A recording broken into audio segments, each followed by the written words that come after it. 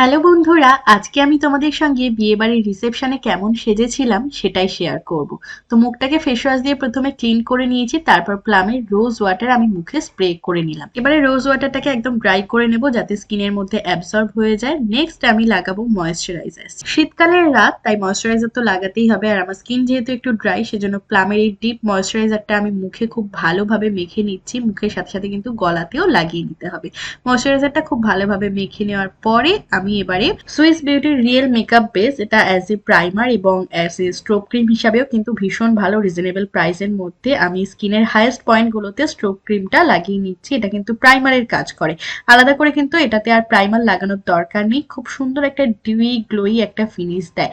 হাত দিয়ে খুব ভালোভাবে আমি মুখে মেখে নিচ্ছি। দেখো স্কিনটা কতটা গ্লো করছে, একদম ন্যাচারালি গ্লো করছে না? তোমরা অবশ্যই কিন্তু এটা কিনতে পারো। তারপর ফরএভার 52 এই কনসিলার প্যালেটটা থেকে একটু ডার্ক শেডটাকে নিয়ে আমার চোখের নিচে যেখানে পিগমেন্টেশন এরিয়া আছে, অর্থাৎ একটু ডার্ক এরিয়া রয়েছে নাকের উপরে, তারপর ঠোঁটের উপরে, সেই জায়গাগুলোতে আমি ব্রাশের সাহায্যে অল্প অল্প করে লাগিয়ে নিচ্ছি।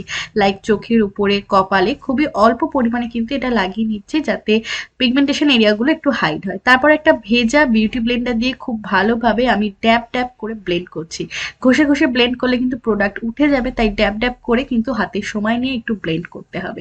স্পঞ্জ দিয়ে ব্লেন্ড করলে কিন্তু একটা ন্যাচারাল ফিনিশ দেয়। তারপর আমি ফাউন্ডেশন লাগিয়ে নিব। আজকে ফাউন্ডেশনের জন্য মেবলিনের সুপারস্টে এই ফাউন্ডেশনটা ইউজ করছি। এখানে আমার শেড হচ্ছে 128 ওয়াম নিউড, একদম ইয়েলো আন্ডারটোনের মধ্যে আঙুল দিয়ে ডট ডট করে পুরো মুখের মধ্যে আমি লাগিয়ে নিচ্ছি। এটা একটা ফুল কভারেজ ফাউন্ডেশন, কম বাজেটের মধ্যে ফুল কভারেজ ফাউন্ডেশন চাইলে কিন্তু এটা তোমরা নিতে পারো। আবার সেম বিউটি ব্লেন্ডারটাকে দিয়ে আমি খুব ভালো করে ড্যাব ড্যাব করে ব্লেন্ড করে নিচ্ছি।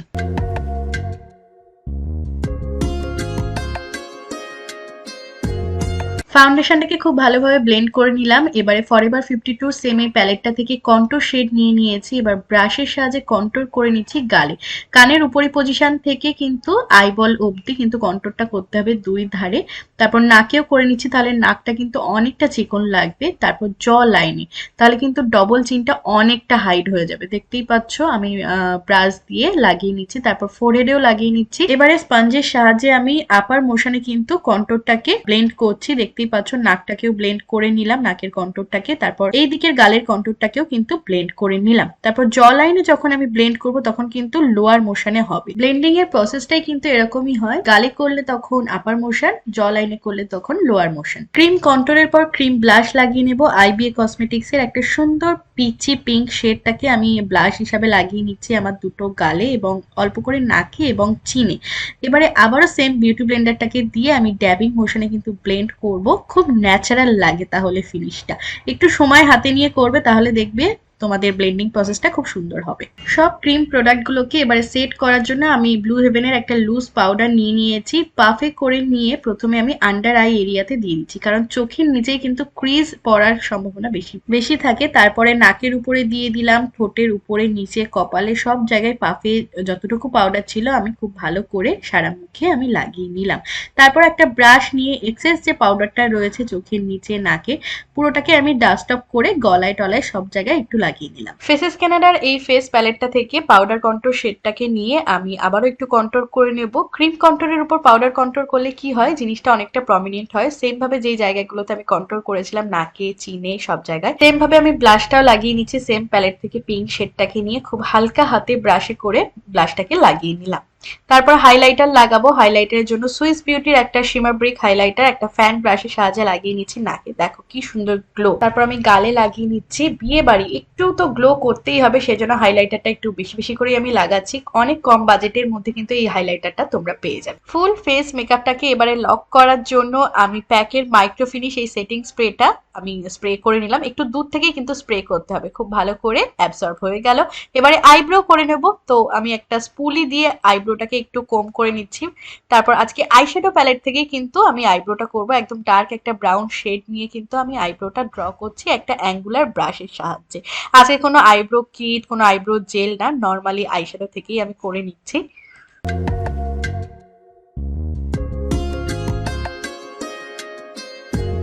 সেম ভাবে আমার দুটো আইব্রো ড্র করা হয়ে গিয়েছে, কতটা ন্যাচারাল লাগছে না। এবারে আইশ্যাডোর পালা। তো আইশ্যাডোর জন্য সেম এই প্যালেটটা থেকে যে দুটো লাইট ব্রাউন শেড রয়েছে, এই দুটো শেড নিয়ে আমি আইলিডের ক্রিজে কিন্তু ব্লেন্ড করে নিচ্ছি। খুব হালকা হাতে কিন্তু ব্লেন্ডিং করতে হবে। আর আমি এখানে যে আই ব্রাশটা ইউজ করছি সেটা হচ্ছে প্যাকে 204। এটা ভীষণ ভালো মাল্টিপারপাস একটা আই ব্রাশ। তো ক্রিজ লাইনে দেখো খুব ভালোভাবে আমি ব্লেন্ড করে নিলাম। তারপর ডার্ক যে দুটো ব্রাউন শেড রয়েছে সেটাকে নিয়ে আমি মিডিল পজিশনে পুরো আই লিডে হালকা করে ব্লেন্ড করে ক্রিজ লাইনের সঙ্গে মিশিয়ে দেবো। মানে ব্লেন্ডিংটাই হচ্ছে মেন ব্যাপার।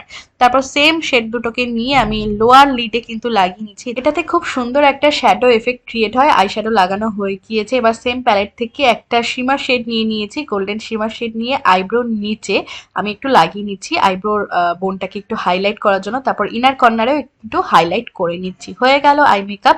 তারপরে আমি আইলাইনার লাগিয়ে নেব। তো ল্যাকমির একদম লিকুইড লাইনার, যেটা প্রত্যেকের কাছেই থাকে, এটা দিয়ে আমি একদম সরু করে লাইনার করে নিচ্ছি।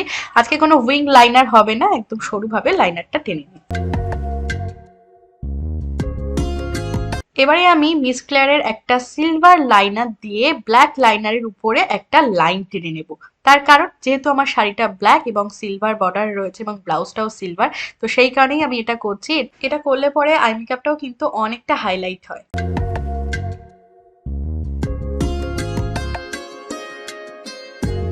এখন মাস্কারা লাগিয়ে নেব। মাস্কারার জন্য মেবলিনের একটা মাস্কারা ইউজ করছি। এটাও কিন্তু 500 টাকার মধ্যে বেশ ভালো ল্যাশ সেনশিয়াল মাস্কারা।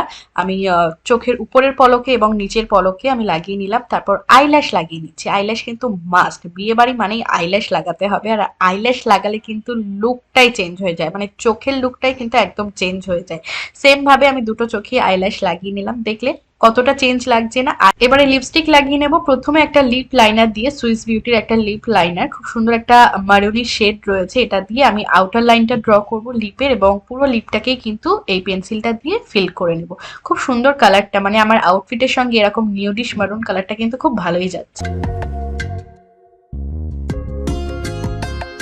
এবারে স্ম্যাশ বক্সের একটা mini liquid lipstick, shade number হচ্ছে ডাইভার শেড। এটাও কিন্তু খুব সুন্দর একটা কোরাল নিউড শেড, মানে পিচি নিউড শেড এরকম বলতে পারো। খুব হালকা করে আমি লাগিয়ে নিলাম। দেখতেই পাচ্ছ কালারটা কতটা সুন্দর এসছে। এবারে লাস্টে আরো একবার ফিক্সার দিয়ে পুরো মেকআপটাকে লক করে নিলাম। ব্যাস, এবারে আমি একটা ছোট্ট স্টোনের টিপ পরে নেব, তাহলে আমার শাড়ির সঙ্গে এবং সাজের সঙ্গে খুব সুন্দর মানানসই হবে।